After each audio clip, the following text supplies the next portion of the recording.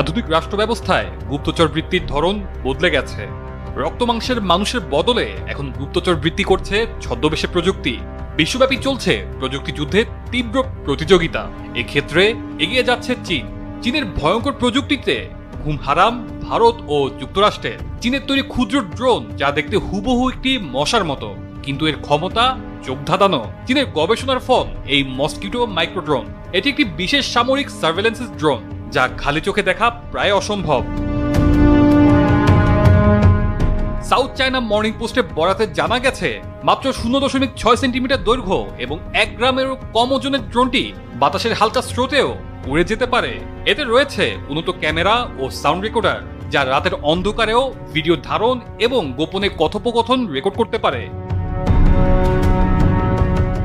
Economic টাইমসের তথ্য অনুযায়ী এই ড্রোনে ব্যবহার করা হয়েছে অত্যাধুনিক এআই, যা নিজে থেকেই টার্গেট শনাক্ত করে তাকে অনুসরণ করতে সক্ষম।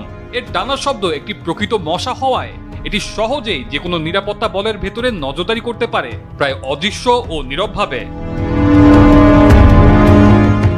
মশার গুনগুনানি শব্দই ভারত ও যুক্তরাষ্ট্রের জন্য মাথা ব্যথার কারণ হয়ে দেখা দিয়েছে। এই প্রযুক্তি ঘিরে চিন্তিত হয়ে পড়েছে দেশ দুটি। ভারত ইতোমধ্যে সীমান্ত এলাকায় এ ধরনের ক্ষুদ্র ড্রোন শনাক্তে বিশেষ রাডার বসানোর পরিকল্পনা করছে।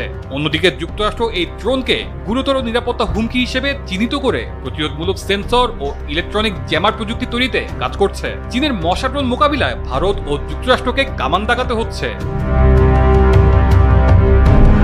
চীনের মসকিটো ড্রোনের তুলনা করা হচ্ছে নরওয়ে ও যুক্তরাষ্ট্রের তৈরি বিখ্যাত ব্ল্যাক হর্নেট ন্যানো ড্রোনের সঙ্গে। তবে আকার, ওজন ও সক্ষমতায় চীনা ড্রোন অনেক এগিয়ে। ব্ল্যাক হর্নেট যেখানে 16 সেন্টিমিটার লম্বা, ওজন প্রায় 18 গ্রাম, চীনের ড্রোনটির দৈর্ঘ্য মাত্র 0.6 সেন্টিমিটার এবং ওজন 1 গ্রামেরও কম। এটি উঠতে পারে 45 মিনিট পর্যন্ত, যেখানে ব্ল্যাক হর্নেটের সর্বোচ্চ সময় 25 মিনিট।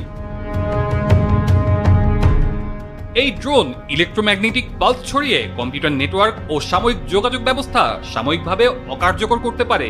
এমনকি ভবিষ্যতে এটি রাজনৈতিক গুপ্তচর বৃত্তি বা বিষাক্ত রাসায়নিক পরিবহনেও ব্যবহৃত হতে পারে বলে আশঙ্কা করছেন নিরাপত্তা বিশ্লেষকরা।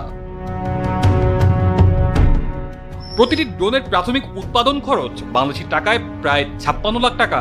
তবে চীনের সামরিক সূত্র জানিয়েছে, বৃহৎ পরিসরে উৎপাদন শুরু হলে এই খরচ উল্লেখযোগ্যভাবে কমে আসবে। বিশেষজ্ঞদের মতে মসকিটো মাইক্রো ড্রোন প্রযুক্তির জগতে এক নতুন যুগের সূচনা করেছে। এটি শুধু চীনের সামরিক শক্তি নয়, গোটা বিশ্বের নিরাপত্তা চ্যালেঞ্জের সংজ্ঞাই পাল্টে দিতে পারে।